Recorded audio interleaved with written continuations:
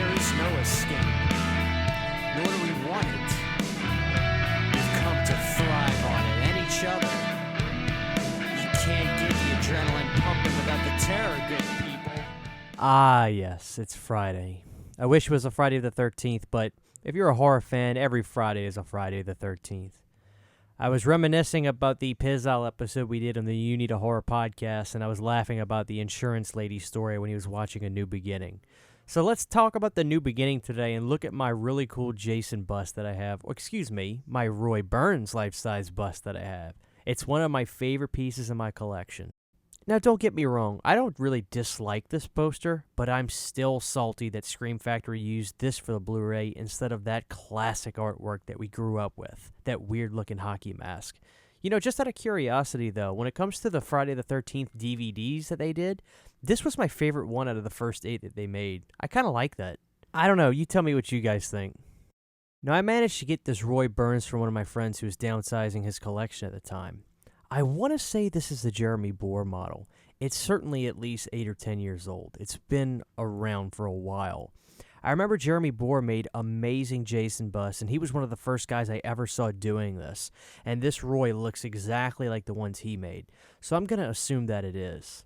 Sometimes I'll get people messaging me asking me, hey, if I start getting into collecting these Friday the 13th busts, which one should I start with first? I know it sounds kind of weird, but I'd start with Roy. I mean, it's a really fun way to get your feet wet with getting into these because, trust me, you'll have plenty of Jason to get into. Funny story, when I first watched this movie, I seriously just thought this was Jason. I figured, well, the makeup was a little bit different from 3 to 4, so maybe they just felt like making it blue. But the detail on this mask is actually really good. You can see it's got all the mud and scratches and scrapes all along it, and the big blue chevrons, like he's supposed to have. I'm actually really impressed with this hockey mask. It's one of the best Part 5s I've, quite frankly, ever seen. And of course, we got to look at Roy himself. He's wearing a hood, as we call it now in the collecting world of Friday the 13th. A hood is basically a bust that you get with the face cut out of it. It saves you a little bit of money, and if you buy a good hockey mask for it, you'd pretty much never know the difference. There's something really disturbing and haunting about that facial expression. It's like a man who's possessed, a man who's not under his own control. There's something psychological to those eyes that I always put a little bit more to it than what I quite frankly should, knowing what the movie is. But there looks like so much torment and just despair in the look of Roy Burns right there.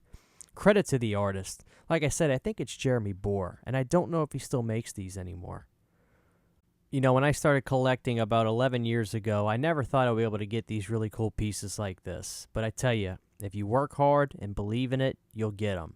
This is one of my favorite pieces in my collection, my Roy Burns life-size bust. He's really cool and really creepy. And it's Friday, so why not show Friday the 13th a little bit of love today? God knows I do it a lot, but it's never too much, right? Have a good day.